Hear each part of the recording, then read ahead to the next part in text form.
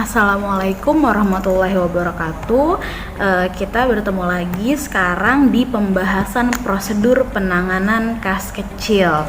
Oke, beberapa waktu yang lalu sudah Ibu jelaskan tentang pengertian kas kecil dan bukti-bukti yang digunakan di dalam pencatatan kas kecil. Sekarang kita membahas tentang prosedur penanganan kas kecil. Ibu berikan PPT untuk kalian catat bagaimana prosedur kas kecil tersebut.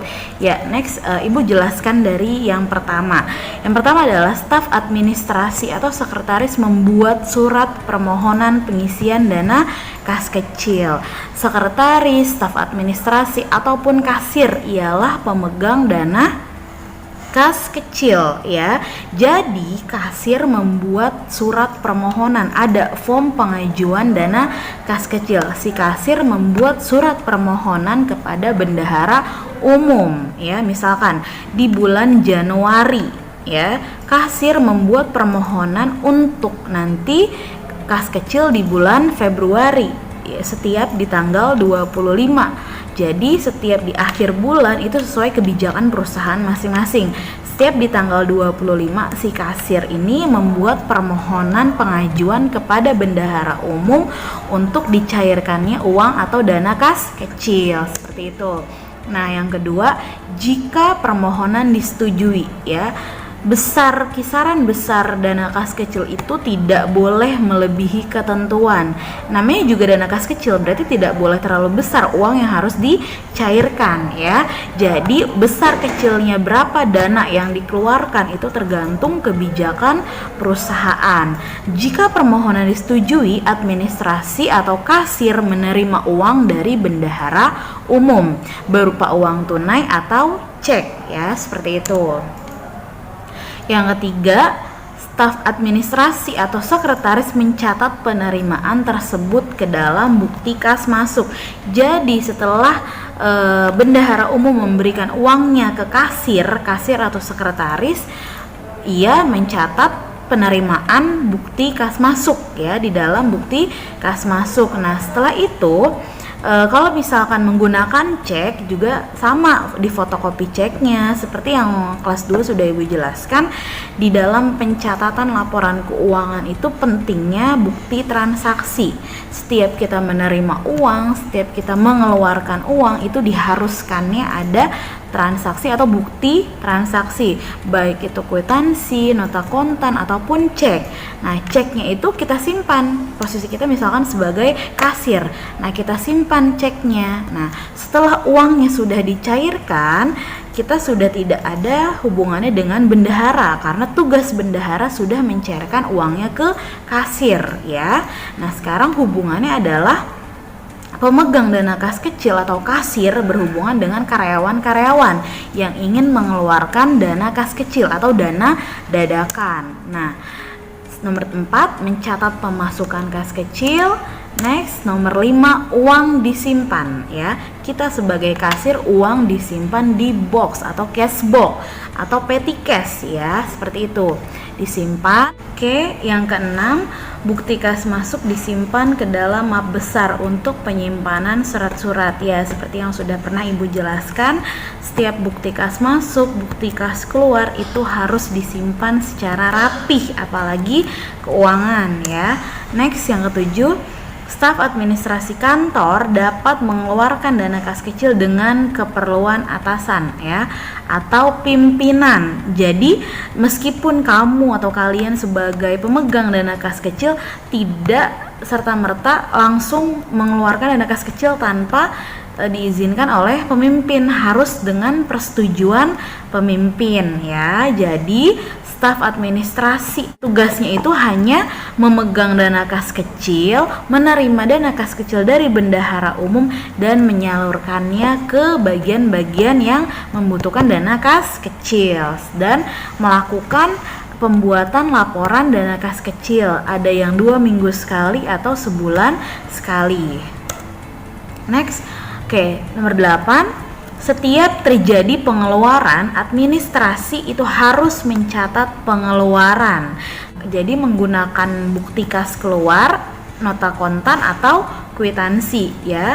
setiap pengeluaran uang itu harus adanya pencatatan. Oke, next, minta tanda tangan pemimpin. Jadi, seperti yang sudah pernah Ibu jelaskan juga, setiap mengeluarkan uang atau menerima uang itu harus ada tanda tangan.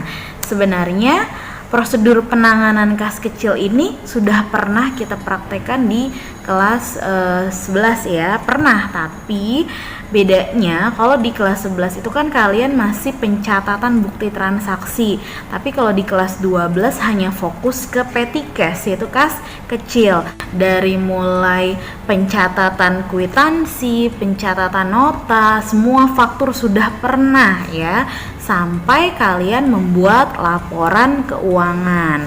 Bedanya, pembelajaran kelas 11 itu laporan pertanggungjawaban keuangan perusahaan. Nah, kalau di kelas 12 ini laporan pertanggungjawaban kas kecil. Kas kecil ini laporannya dibuat sesuai kebijakan masing-masing perusahaan. Ada yang 2 minggu atau 2 pekan sekali setiap tanggal 15, ada yang setiap akhir bulan. Jadi sesuai kebijakan perusahaan. Oke, kita next aja ke slide selanjutnya. Dalam penanganan prosedur kas kecil itu ada beberapa prosedurnya. Yang pertama, prosedur pembentukan dana kas kecil. Yang kedua, prosedur pengeluaran dana kas kecil. Yang ketiga, prosedur pengisian kembali dana kas kecil. Sedikit Ibu jelaskan, ada bagan warna biru yang bisa kalian lihat di PPT kalian atau sudah kalian catat, yaitu prosedur pembentukan dana kas kecil. Itu ada bagiannya, ada bagian utang, bagian kasir, dan bagian pemegang dana kas kecil. Yang kedua, prosedur pengeluaran kas kecil. Ada pemakai dana kas kecil, pemegang dana kas kecil, dan sistem akuntansi pengeluaran kas. Nah, ini yang terakhir, pengisian kembali dana kas kecil. Pengisian kembali dana kas kecil itu sebenarnya prosedurnya sama dengan pembentukan dana kas kecil.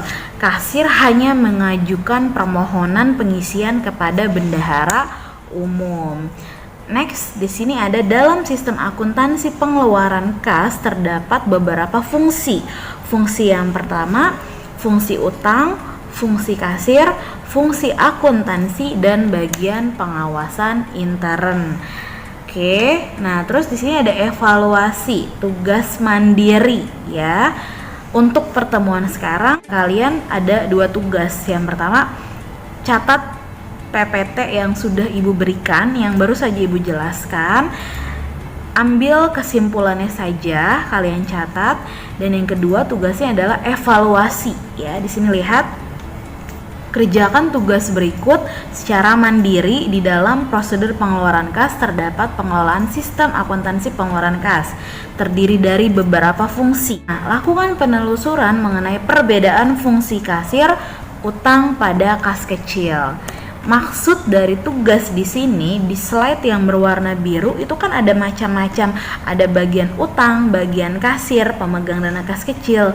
Kalian cari di beberapa sumber apa sih tugas dari masing-masing. Bagian utang itu tugasnya apa, pemegang dana kas kecil itu tugasnya apa, sampai bagian kasir itu tugasnya apa. Jadi untuk pertemuan hari ini atau pertemuan minggu ini, tugas kalian melakukan penelusuran, searching di Google masing-masing tugas dari bagian-bagian yang sudah ditentukan. Penjelasan pada pertemuan minggu ini tentang penanganan prosedur kas kecil bisa kalian simak video tersebut.